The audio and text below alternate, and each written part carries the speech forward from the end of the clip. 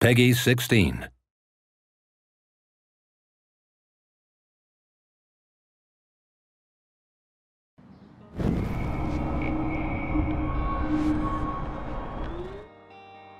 One of the main features of the game is, of course, the power of Max. She is able to rewind time.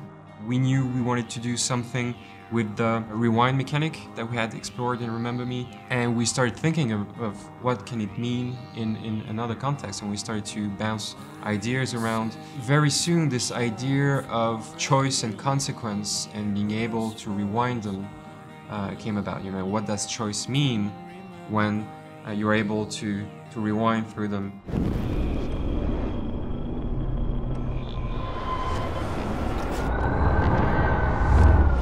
We really wanted to have the player feel powerful also with this power, and to really feel that he can change the things and come back in time.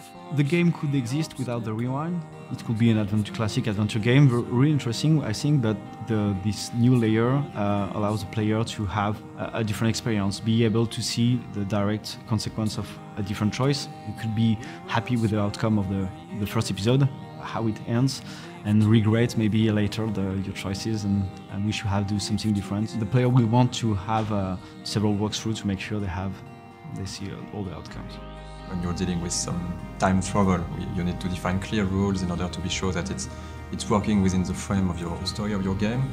And also we needed to create those rules to have some really fun uses with puzzles and mechanism for the player.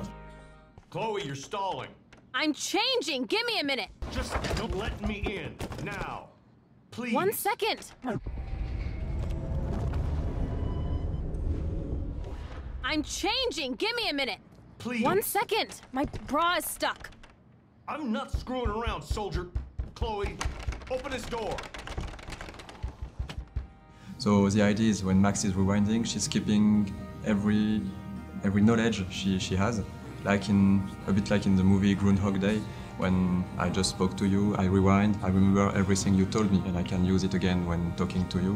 Max is also keeping everything in her inventory. Like if she puts an item in her bag, she's keeping it with it. So I can grab something, go back with it, just rewind, and I still have the item, even if I rewind it back in time.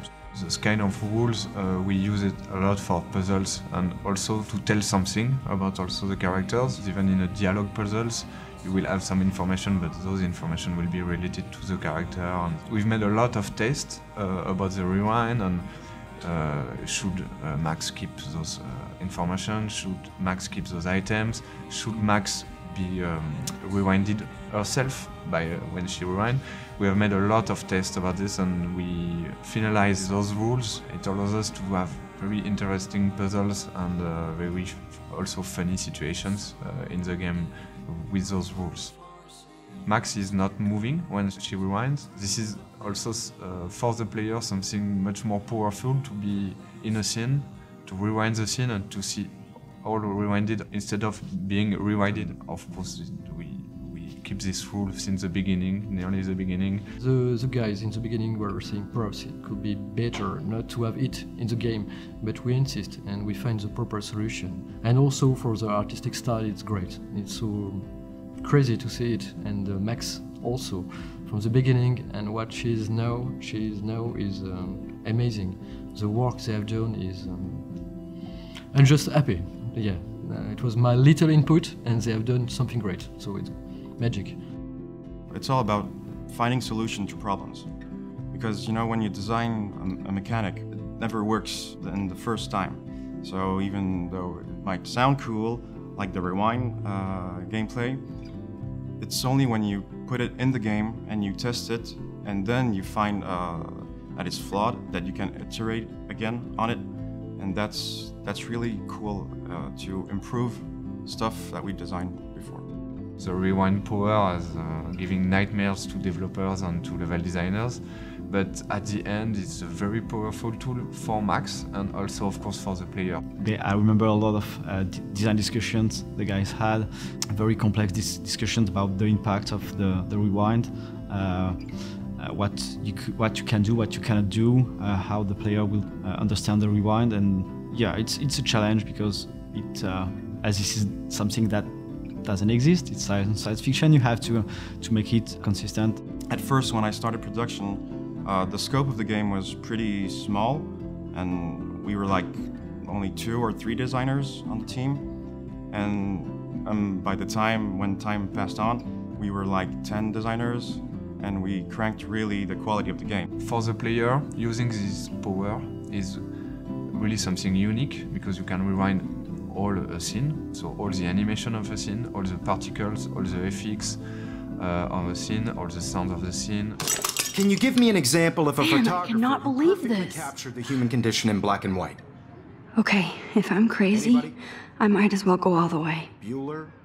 Can I actually reverse time? Since Max is a photographer and the visual of the game are linked to this photographic feeling and also nostalgic feeling, for the rewind effect we developed some new post processes and new visual effect, looking like the film is burning when you reach the limit of your power, when Max is getting some headaches because she cannot rewind further in time, or when she's rewinding we have this double exposure feeling, like two different times are overlapping or framing at the same moment. So we are using all those visual effects to give a nice feeling with the rewind, to really show the player that is going back in time, and to be something quite rewarding and really cool to look at when you're rewinding. The camera burn effect is present, and there is an overlay of light leaks, like in a broken camera, and it presents a twirl effect. As if the celluloid, the film, is twisted away before burning. We add on top of that a layer of burning, and this is achieved by using screen space particles that overlaps.